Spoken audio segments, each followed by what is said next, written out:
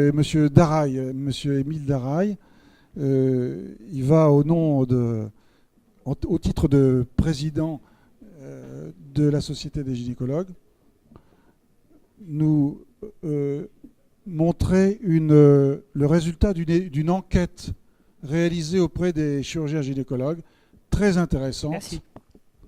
À propos de leur pratique en ambulatoire. Monsieur Darail. Merci beaucoup. 10 minutes. 10 minutes simplement. Ah bon, d'accord. Ok, donc d'abord je remercie les membres de l'Académie pour l'invitation qui m'a été faite de parler de la chirurgie ambulatoire au nom du Collège national des gynécologues et obstétriciens français. Alors, avant tout, faire un point sur l'état des lieux de la chirurgie ambulatoire. Alors, ces chiffres sont très importants, ce sont ceux du PMSI 2010.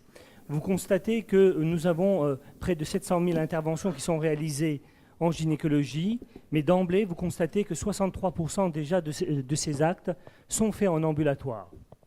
Mais quelle est la réalité en pratique ? Eh bien, la réalité, c'est que 255 000 de ces interventions correspondent à des fausses couches ou à des IVG, 56 000 à des prélèvements ovocytaires dans le cadre de la fécondation in vitro. Donc, en réalité, le véritable pool d'interventions chirurgicales sur lequel il faut s'intéresser, c'est le deuxième chiffre, c'est-à-dire 378 000, disons, interventions. Et là, c'est là que siège le problème, puisque, comme vous pouvez le constater, seulement 33% de ces actes sont réalisés en ambulatoire. Si on y adjoint le problème de la pathologie mammaire, qui représente 96 000 actes en 2010, eh bien, comme vous pouvez le constater, seulement 15% ont été réalisés en ambulatoire. Alors, simplement pour vous rappeler les GHM les plus fréquents en ambulatoire, c'est l'hystéroscopie opératoire, les dilatations et curetages et conisation. Et je vais aller vite puisque je n'ai que une dizaine de minutes. Mais par contre, il faudrait insister sur certains éléments. Comme vous pouvez le constater déjà, pour l'hystéroscopie, 86% d'entre elles sont réalisées en ambulatoire, 76% des dilatations et du curetage pour conisation, 60% pour la pathologie du col, et inversement, comme vous pouvez le constater, ça c'est un problème majeur, pour le sein 15% et pour la cœlioscopie gynécologique seulement 8%. Alors je vais insister sur ces deux situations qui, à mon avis, sont le nœud du problème. Revenons sur la pathologie mammaire. Je vous ai dit 15% de la totalité, mais il y a des variabilités très importantes. Si on s'intéresse aux biopsies et aux excisions, on est presque à 1 cas sur 2. Inversement, quand on s'intéresse à la pathologie maligne, mastectomie subtotale, nous avons un taux qui est faible de 7%. Maintenant, intéressons-nous au problème de la cœlioscopie qui, à mon avis, est le problème majeur. Que peut-on constater ? Sur les ligatures de trompe, seulement 31% de ces interventions est réalisée en ambulatoire. Si on s'intéresse à la cœlioscopie diagnostique, seulement 10% sont réalisés en ambulatoire. Et si on s'intéresse aux tumeurs utéro-annexielles non malignes, 4%. Donc il y a à l'évidence un problème à ce niveau-là, on y reviendra. Est-ce à dire que la spécialité n'a pas fait de progrès pendant les quelques années qui viennent de s'écouler ? Si vous analysez les résultats, indiscutablement, entre 2007 et 2010, il y a eu une amélioration, pas notable pour tous les niveaux, mais indiscutable quand même. Alors rentrons dans le vif du sujet. Comment améliorer la situation ? Avant tout, en impactant sur les séjours courts, 1 ou 2 jours. Pas d'hospitalisation systématique, comme ça a été déjà souligné la veille de l'intervention. Améliorer les pratiques chirurgicales, je n'insiste pas, mes collègues l'ont déjà souligné, la prévention de la douleur, l'absence de drainage, et ainsi de suite. Le calcul a été fait. Si on s'intéresse à ces actes opératoires, J1, J2, plus de 143 000 actes, eh bien, nous aurions 78% de chirurgie ambulatoire, donc c'est un challenge majeur. Et quels sont les actes qui pourraient en bénéficier ? Vous voyez que quasiment tous les actes, mais surtout, par exemple, la ligature tubaire qui pourrait être réalisée dans plus de 90% des cas en ambulatoire, également pour la chirurgie de la vulve, également pour d'autres chirurgies, comme vous pouvez le constater, la chirurgie du sein pourrait atteindre les 50% de chirurgie ambulatoire, et de même pour la chirurgie utéro-annexielle. Donc il y a un champ d'investigation et d'amélioration qui est indéniable. Qu'en est-il de la réalité sur le terrain? Et c'est là que nous avons fait une enquête nationale auprès des membres du Collège national des gynécologues et obstétriciens français sur leur évolution et d'autre part sur leurs critères pour faire de la chirurgie en ambulatoire. Ce qui est très intéressant, et je dirais que même c'est l'élément majeur, c'est que quand on interroge les personnes, ils vous disent « voilà, tel acte pourrait être fait en ambulatoire ». Or, cet acte est déjà dans la nomenclature des actes traceurs de la chirurgie ambulatoire. Ce qui veut dire que les praticiens méconnaissent eux-mêmes que ces actes sont déjà des actes en ambulatoire. Et ça, c'est un élément majeur sur lequel il faut revenir. Deuxième élément, c'est les conditions d'éligibilité à la chirurgie ambulatoire. Il y a un grand flou de la part de nos collègues. Mais surtout, il y a quelque chose qui est majeur de la conclusion, c'est qu'il y a quasiment un consensus pour dire qu'il n'y a une non-volonté d'élargir la liste des actes traceurs que nous proposent nos tutelles. Et ça, c'est un élément sur lequel il faudra que nous ayons une conversation. Alors, quelles sont les craintes? Vous les connaissez tous. Elles sont 1000 fois répétées. Les craintes médico-légales, la banalisation de l'acte de la chirurgie, la crainte de la diminution du confort du praticien, et notamment, certains ont souligné le problème de revenir le soir pour voir les patientes et pour faire les papiers. Et puis, le dernier élément, bien entendu, c'est le caractère est-il possible d'apprendre à nos collègues jeunes cette chirurgie en ambulatoire et faut-il entrevoir une passerelle particulière entre chirurgie classique et chirurgie ambulatoire? Inversement, cette enquête était très intéressante parce qu'on voyait que les personnes proposaient des actes opératoires qui n'étaient pas initialement, du moins, pensés en ambulatoire. L'incontinence urinaire, par exemple, 22% des personnes qui sont interrogées évoquaient cette possibilité et 100% d'entre elles disaient que cette chirurgie pouvait être faite en ambulatoire. Donc ça, c'est un élément très important. Si on s'intéressait à la chirurgie annexielle, 29% des personnes ont répondu à cette question en disant « elle n'est pas réalisable en chirurgie ambulatoire ». On n'est pas toujours d'accord car il existe en réalité une grande variabilité dans les actes qui peuvent être réalisés au niveau utéro-annexiel. Et c'est le vocable lui-même qui probablement provoque une certaine inquiétude de la part de nos collègues. D'autres actes qui sont, je dirais, plus mineurs, fertiloscopie, faits par très peu d'entre nous et qui peuvent être sans aucun doute réalisés en ambulatoire. L'hystérectomie, très peu de personnes, vous avez pu constater, répondent à cet item.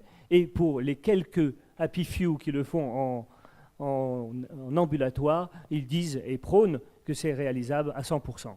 D'où la nécessité, bien entendu, d'avoir un œil critique vis-à-vis de ces résultats et de se dire quelle est la réalité.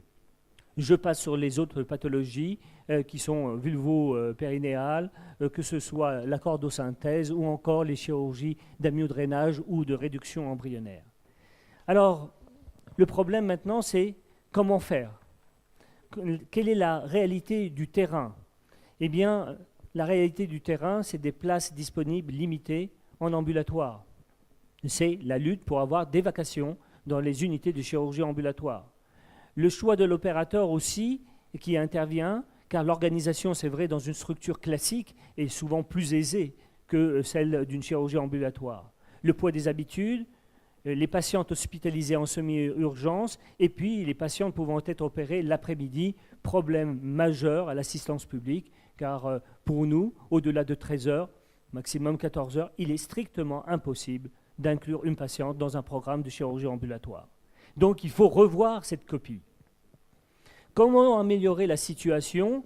Eh bien, mieux définir l'éligibilité de la chirurgie ambulatoire. C'est peut-être le rôle là du collège, ainsi que des sociétés savantes, que d'aider les praticiens sur leur choix. Alors des paramètres doivent être pris en compte, durée opératoire inférieure à 1 ou 2 heures. Et si on prend ce critère de 1 ou 2 heures, nous avons plus de 90% des actes opératoires qui rentreraient dans ce critère. La fréquence de l'acte, bien entendu, la morbidité connue est faible et la standardisation de la technique. Enfin, le problème de l'unité de chirurgie ambulatoire multidisciplinaire versus monodisciplinaire. J'ai bien entendu tout à l'heure que le rôle, bien entendu, d'une unité de chirurgie ambulatoire, c'est d'être par définition multidisciplinaire. Mais j'ai bien compris aussi que ma collègue ORL avait elle est partie d'ailleurs, avait un secteur ambulatoire au sein de ce service. Et donc, se pose le problème pour certains services qui ont une activité très importante en chirurgie ambulatoire d'être peut-être autonomes. Question que nous laissons à votre réflexion. En conclusion, si je respecte les 10 minutes, oui, je suis à 9 minutes 39. Eh bien, j'ai essayé de me presser pour ne pas dépasser ce temps. Eh bien, je dirais que l'élément le plus important pour moi, c'est le message que nous ont transmis nos collègues de la base. C'est les réticences indiscutables dans l'enquête sur l'augmentation des actes traceurs. Et ça, c'est un paramètre qu'il faut rediscuter. La crainte de la MSAP, elle a été évoquée par mon collègue orthopédiste. C'est indiscutable. À chaque fois que nous parlons d'actes traceurs, il y a cette crainte qui est derrière et même un frein majeur. Pourtant, la part de la chirurgie ambulatoire foraine est très importante en gynécologie et d'autre part, nous avons une population très jeune, ce qui veut dire que cette chirurgie est tout à fait réalisable, comme vous le savez, pour la majorité des actes. D'où le problème des incitations que nous pourrions utiliser. Là encore, mon collègue a fait part de certaines améliorations tout à fait récentes. Elles restent à notre égard relativement modestes pour changer complètement l'état d'esprit de nos collègues. Voilà ce que je voulais vous dire pour les gynécologues obstétriciens. Merci beaucoup. Merci beaucoup. Toujours j'ai respecté le temps. Toujours extrêmement clair, intéressant. Merci beaucoup. Est-ce que vous avez des questions, Monsieur Chapuis?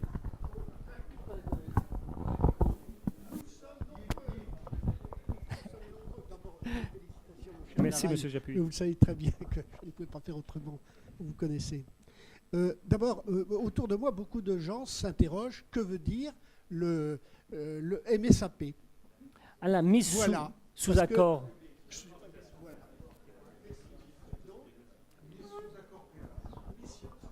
Non,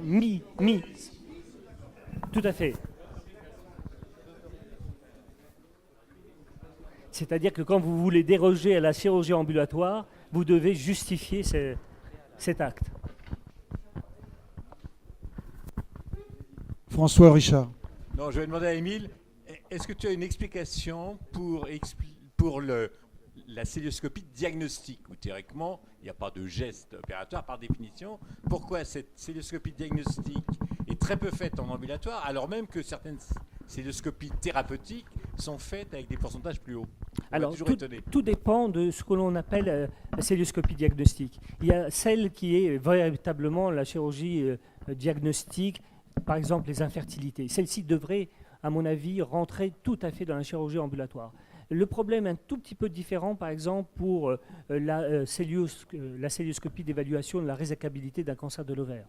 Donc nous sommes devant des terrains qui sont plus fragiles, avec, il faut bien le dire, un terrain qui est souvent altéré, des nutries et autres. Là, ça devient un peu plus problématique. Quoi qu'il en soit, je dirais que ce chiffre, si on tient compte véritablement de la réalité, pas simplement du cancer de l'ovaire, puisque les cancers de l'ovaire ne représentent que 3500 cas en France, mais la majorité représente les infertilités, les algies pelviennes inexpliquées, les endométrioses dont on veut faire un bilan. Toutes celles-ci pourraient tout à fait rentrer dans le cadre de la chirurgie ambulatoire. Deux questions avant un commentaire du président. Oui, moi j'avais... Si j'ai bien compris, votre ambition était de faire des hystérectomies en ambulatoire.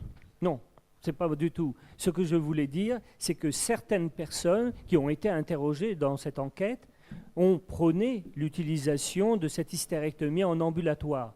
La réalité est tout autre actuellement. Quand on s'intéresse, y compris à la célioscopie, pour nous, elle passe une nuit, elle sort le lendemain matin. Mais c'est vrai que le switch, si on passe du switch J1, J2 au switch chirurgie ambulatoire, elle pourrait rentrer dans ce cadre.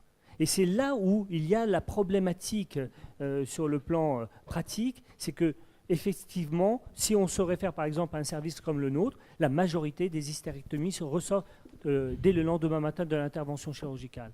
Donc on pourrait tout à fait basculer sur la chirurgie ambulatoire. Mais là encore se pose le problème du suivi de ces patientes. Le suivi de ces patientes, il n'est pas si simple que ça. Ce sont des femmes qui sont... Ce n'est pas la même population que la population initiale de célioscopie diagnostique. Ce sont des femmes avec parfois des morbidités et parfois avec des chirurgies beaucoup plus lourdes. Car sous le vocable, là encore, d'hystérectomie, il y a des réalités tout à fait différentes. Une hystérectomie par voie vaginale pour une adénomiose, ça va durer 20 minutes et on n'en parle plus et c'est tout à fait réalisable. Si vous parlez d'hystérectomie pour un cancer de l'endomètre avec un curage ou avec une procédure du ganglion sentinelle, ça n'a pas la même signification. Merci, monsieur. Une dernière Juste question, Bernard Lenoy. Juste un commentaire court. J'ai été interne d'un broca du temps de Palmer et les céliodiagnostics étaient ambulatoires. Je ne dis pas le contraire. Je dis pas le contraire.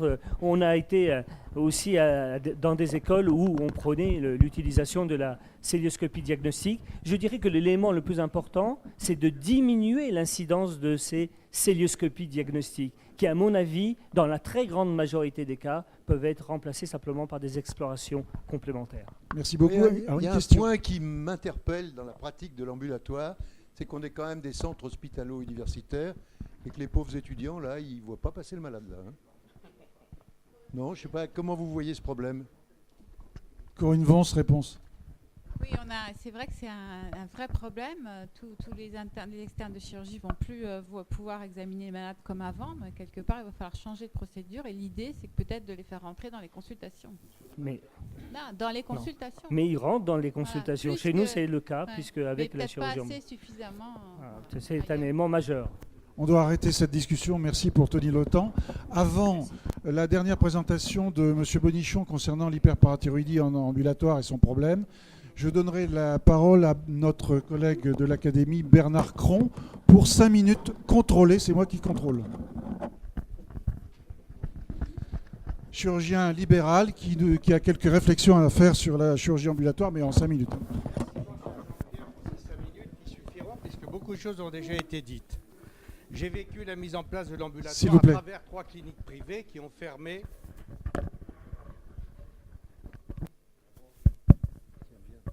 Oui, qui ont fermé et qui ont ou déposé le bilan ou absorbé par des chaînes. La réticence des équipes au départ était les craintes médico-légales et de rester disponible, ce qui pour un chirurgien privé ne posait aucun problème. Mais d'avoir un acte parfaitement réglé, ce qui pose un problème pour les étudiants dans les centres hospitalo-universitaires, puisqu'ils sont en formation, et c'est une chirurgie qui doit être relativement courte, ce d'autant que ça a commencé à une époque où la qualité de l'anesthésie ne permettait pas d'avoir la remise sur la voie publique de façon sécuritaire. L'acte doit être donc parfaitement réglé, et je voudrais rappeler à ce propos-là, sans faire non plus le syndicaliste, que nous avons encore 1000 de nos collègues du groupe 1, otages de la Convention, qui n'ont pas le droit au dépassement permanent et qui prennent 450 € pour une prothèse de hanche ou 250 € pour une voie biliaire. Ils sont donc obligés de faire, entre guillemets, de l'abattage, ce qui laisse peu de disponibilité pour l'ambulatoire. Je voudrais également citer les paroles de la nouvelle directrice de l'assistance publique, que je livre à votre réflexion. Aujourd'hui, les 38 établissements de l'assistance publique sont répartis sur une surface bien trop massive de 3 millions de mètres carrés. Je vous signale que le parc hospitalier national est de 60 millions de mètres carrés. Et si vous voulez, dans vos hôpitaux, développer la chirurgie ambulatoire, vous pourriez peut-être leur demander de puiser dans les trésors de ces hôpitaux, puisque beaucoup ont des appartements de fonction parfois inoccupés, des domaines, des vignobles, je pense aux hospices de Beaune par exemple, des forêts, j'en passe et des meilleurs. Et ça permettrait donc de restructurer les structures ambulatoires et de pouvoir développer largement ces structures dans l'assistance publique. Je voudrais également dire que nos politiques qui veulent développer l'ambulatoire dans notre pays sont très en retard dans leurs prévisions, puisqu'ils ont mis en 2002 au point un hôpital, le plan hôpital 2002-2007, et que les dotations MIJAC de 8,3 milliards d'euros ont été consacrées à 99% à l'hôpital, alors que les cliniques privées étaient tout à fait disposées, sous réserve d'avoir des normes compatibles avec leur fonctionnement, au développement de ces structures ambulatoires. Je voudrais également vous faire remarquer ce qu'a dit mon collègue de chirurgien de la main, c'est que le service SOS Main des hôpitaux en dehors de Nancy ont difficilement été mis au point à l'assistance publique et que la plupart de mes collègues sont partis dans SOS Main privé et libéral et que les urgences hospitalières, compte tenu de la fermeture et des obligations des cliniques privées, ont doublé en l'espace de 10 ans pour passer au nombre de 15 millions par an pour un surcoût de 2 milliards d'euros et que ces urgences qui sont aux mains d'urgentistes font un tri qui est parfois retardé pour le diagnostic d'une péritonite ou d'une plaie de la main avec tendon, ce qui empêche la mise en circuit avec l'appel précoce du chirurgien. Voilà les quelques observations que je voulais vous faire. Je voudrais également vous indiquer que les spécialités exclusives, les référentiels, la checklist, le rôle des collèges et de la haute autorité de santé ne doivent pas réglementer encore plus en faisant un listing des interventions qui doivent être mises dans le cadre de la chirurgie ambulatoire. Voilà ce que je voulais vous dire, livrer à vos réflexions. Merci beaucoup. On n'a pas prévu de commentaires ou de questions sur cette mise au point.